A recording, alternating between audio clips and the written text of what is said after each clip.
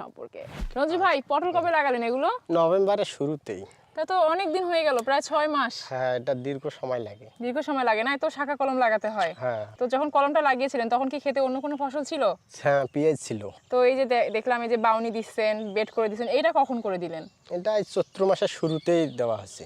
যখন আর কি ডালপালা বাড়তে শুরু করছে আচ্ছা আচ্ছা, কারণ পটল তো গরমের সময় হয় এবং যখন গরম বাড়তে শুরু করে ডালপালা বাড়তে শুরু করে। গরম পড়লে ডালপালা বাড়ে আর। আচ্ছা, তো ফুল আসার কতদিন হলো?